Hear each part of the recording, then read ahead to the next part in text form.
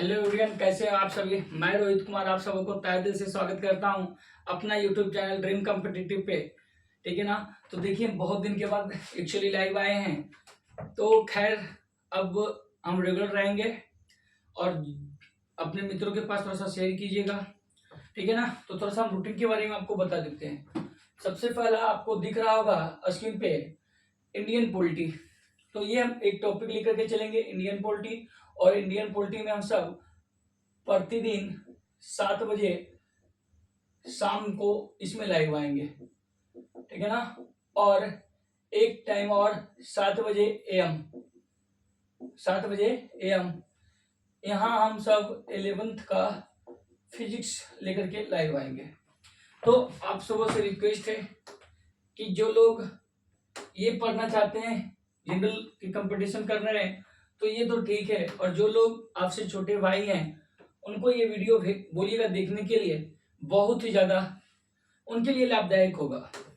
क्योंकि फिजिक्स बहुत नीचे से लेके चलेंगे और कोई भी स्टूडेंट को एकदम समझ में आ जाएगा, चाहे वह पूरा नीचे से रहे। ठीक है, एकदम कुछ भी नहीं जानता हो, उसके बाद भी हम आपको विश्वास जगाते हैं कि बहुत ही अच्छा उसको लगेगा। ठीक है। तो हम क्या कर रहे हैं, स्टार्ट कर रहे हैं इंडियन पॉलिटी, राज्य व्यवस्था। तो यहाँ पर देखिए, इंडियन पॉलिटी में हम सब आज एक नया टॉपिक का नाम है राष्ट्रपति। और राष्ट्रपति में बहुत स्टूडेंट को बहुत ज्यादा दिक्कत होती है, समझ नहीं आता है।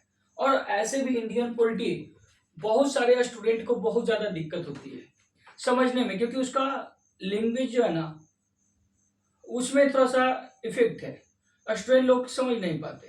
तो हम कोशिश आपको क्या करेंगे कि पूरा हम जो समाज में जुड़े हैं उसी ढंग के बात को आपके पास रखेंगे और आपको 100% समझ में आएगी। तो आप सबसे से छोटा सा रिक्वेस्ट है कि आप वीडियो को लास्ट तक देखें, और अगर जो आपको अच्छा लगे तो अपने मित्रों के पास इस वीडियो को शेयर कर दें। ठीक है ना। तो चलते हैं, स्टार्ट करते हैं राष्ट्रपति। तो यहाँ से एक राष्ट्रपति स्टार्ट करने से पहले हम आपको एक क्वेश्चन पूछते हैं कि केंद्र सरकार, कुछ बात और बताते हैं और क्वेश्चन भी पूछते हैं, आप बताइएगा, नहीं तो फिर हम बताएंगे। केंद्र सरकार के कितने अंग होते हैं? केंद्र सरकार के कितने अंग होते हैं? जल्दी से बताइए, केंद्र सरकार के कितने अंग होते हैं? तो याद रखिएगा, केंद्र सरकार के 3 अंग होते हैं। कितने अंग होते हैं बाबू? 3 अंग होते हैं, जिसमें सबसे पहला कार्यपालिका, दूसरे नंबर पर न्यायपालिका, और तीसरा व्यवस्थापालिका। कितने होते हैं बाबू? 3 होते हैं, कार्यपालिका, न्यायपालिका और व्यवस्थापालिका। चलते हैं, अब हम जो स्टार्ट करते हैं इसी कार्यपालिका में। जो कार्यपालिका का जो प्रधान होता है उसी को हम सब किसके नाम से जानते हैं? राष्ट्रपति के नाम से जानते हैं। और इसी राष्ट्रपति को आज सब हम क्या करते हैं, आपको समझाने की कोशिश करते हैं। तो देखिए, राष्ट्रपति में आपसे सबसे पहला क्वेश्चन क्या करेगा कि राष्ट्रपति का उल्लेख कहां से कहां है, अनुच्छेद मतलब संविधान में कहां से कहां है। तो आप बताइएगा, अनुच्छेद 52 से 62 तक में किसका उल्लेख है? तो राष्ट्रपति का उल्लेख है। अनुच्छेद 52 में राष्ट्रपति का, और अनुच्छेद 52 से 62 तक में राष्ट्रपति का उल्लेख है।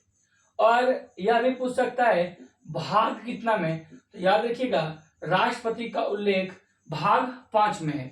राष्ट्रपति का उल्लेख कहाँ है बाबू? भाग 5 में है।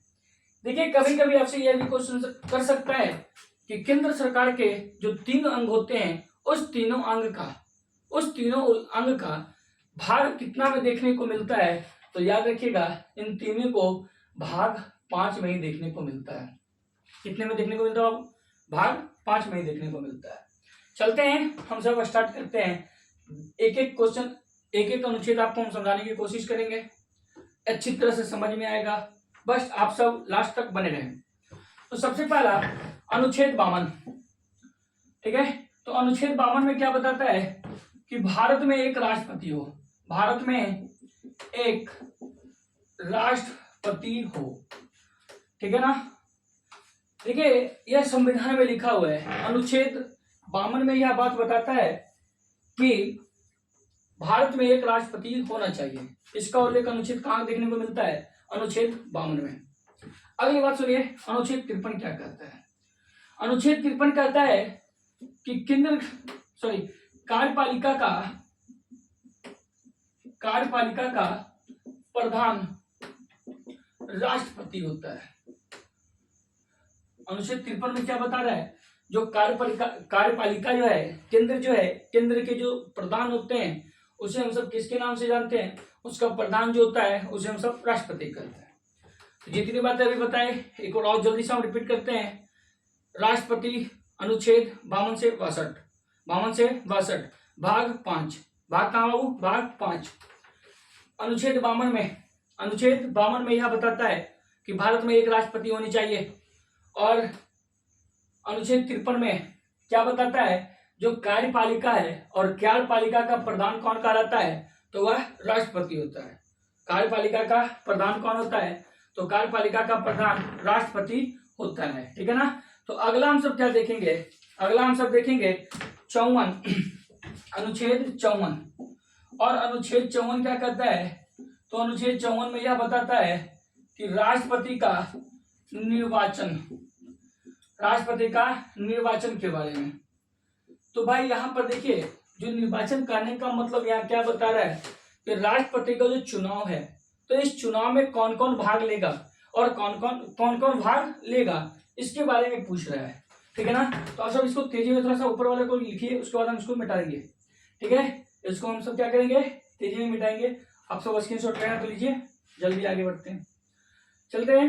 देखिए क्या बताता है।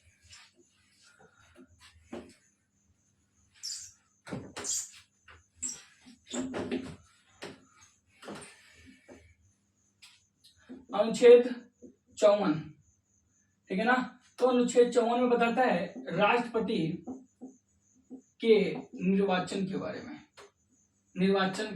मतलब कहने का मतलब, जब राष्ट्रपति का चुनाव करवाया जाएगा, राष्ट्रपति के चुनाव में कौन कौन भाग लेंगे।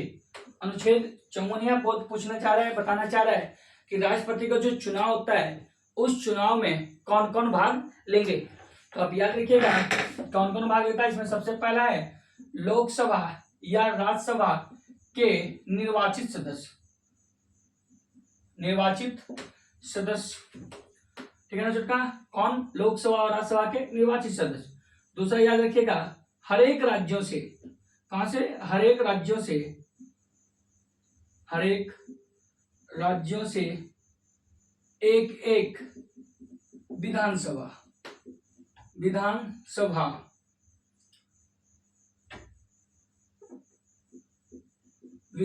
का सदस्य, विधानसभा का निर्वाचित सदस्य। याद रखिएगा कौन बाबू? निर्वाचित सदस्य। ठीक है ना। तो लोकसभा के चुनाव में देखिए अनुच्छेद 52 में क्या बताया कि भारत में एक राष्ट्रपति होनी चाहिए। और अनुच्छेद 53 में कार्यपालिका का जो प्रधान होता है उसे हम सब राष्ट्रपति कहते हैं।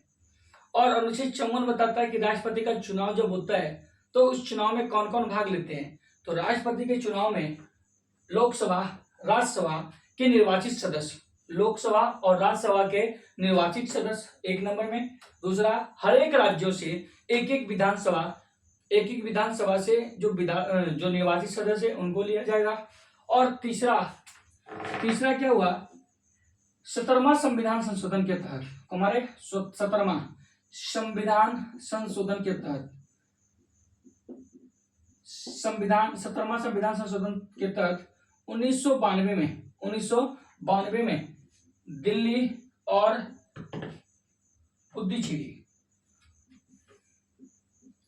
पुडुचेरी के विधानसभा के निर्वाचित सदस्य को भी क्या कर दिया? राष्ट्रपति के चुनाव में भाग लेने का अधिकार दे दिया। तो यह है अनुच्छेद 54।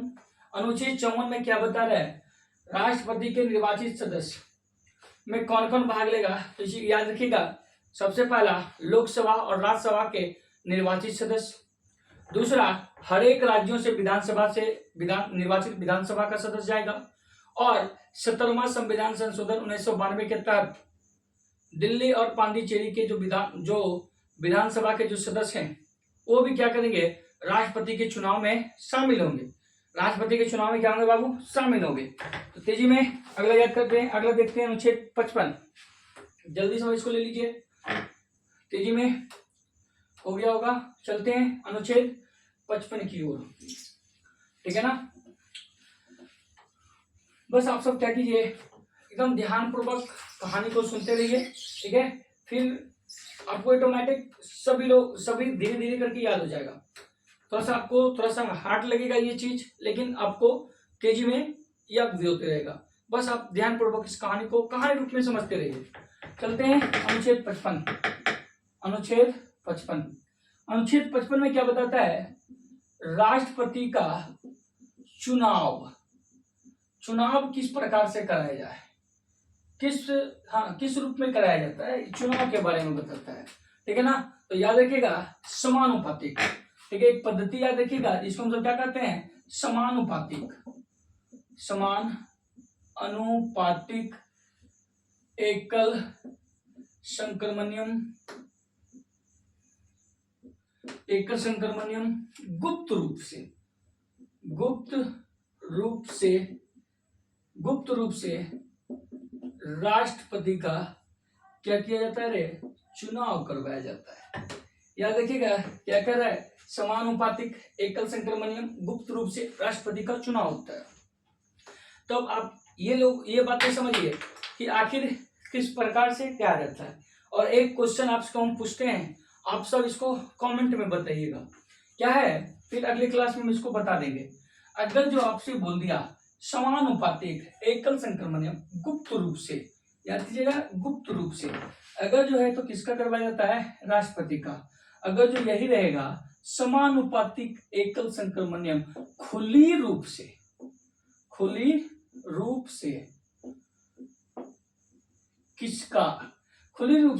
किसका चुनाव करवाया जाता है, ये आप क्या कीजिएगा, कमेंट में हमको बताइएगा, ठीक है ना। क्या कीजिएगा, कमेंट में आप बताइएगा। चलते हैं, अब आपको हम इसको समझाने की कोशिश करते हैं कि आखिर राष्ट्रपति का चुनाव किस प्रकार से करवाया जाता है। तो याद रखिएगा छिटका, इसको दिखाते हैं आपको हम। तो क्या होता है ना, राष्ट्रपति का चुनाव, जैसे राष्ट्रपति में जितने भी सदस्य खड़ा हुए, सदस्य एक हो चाहे दो हो चाहे 3 हो चाहे 5 हो, जितने भी सदस्य खड़ा हो, तो भाई आपको बताए जिस करिए हम क्या बताए, लोकसभा या राज्यसभा के सदस्य, विधानसभा का हर एक राज्यों से, और दिल्ली और यहाँ के जितने भी सदस्य हैं वो क्या करेंगे, इन दोनों को क्या करेंगे, मत देंगे, दोनों को देंगे मत। ऐसा नहीं है कि एक को मत दिए और दूसरा को नहीं दिए। अगर जो दूसरा को मत नहीं देते हैं, वोट नहीं देते हैं, तो क्या कर दिया जाएगा, उनका जो वोट आप दिए उसको मान्यता नहीं दिया जाएगा। इसीलिए जैसे अब 2 गो हैं, ठीक है ना, या 3 बंदे हैं राष्ट्रपति के चुनाव में खड़ा हुए हैं, तो क्या है ना, अब हमको सबसे अच्छा जो लग रहा है कि भाई राष्ट्रपति 1 नंबर में ये होना चाहिए, 2 नंबर में ये होना चाहिए और 3 नंबर में ये होना चाहिए। अब इसी प्रकार से जो 1 नंबर में जिसका आ गया, अब कोई दूसरा सदस्य है, उस दूसरे सदस्य को कौन सा अच्छा लगा, तो दूसरे सदस्य को ये वाला 1 नंबर अच्छा लगा, किसी को ये 2 अच्छा लगा और किसी को 3 अच्छा लगा। अब इसमें काउंट किया जाता है और जिसका ज्यादा होता है उसे क्या कर दिया जाता है बाबू, राष्ट्रपति चुन लिया जाता है, ठीक है ना। तो आज की कहानी यहीं तक रहने देते हैं, फिर अगले वीडियो में हम सब इससे आगे क्लास करेंगे, ठीक है ना। जय हिंद, जय भारत। अच्छा लगा तो अपने मित्रों के पास थोड़ा सा शेयर कीजिए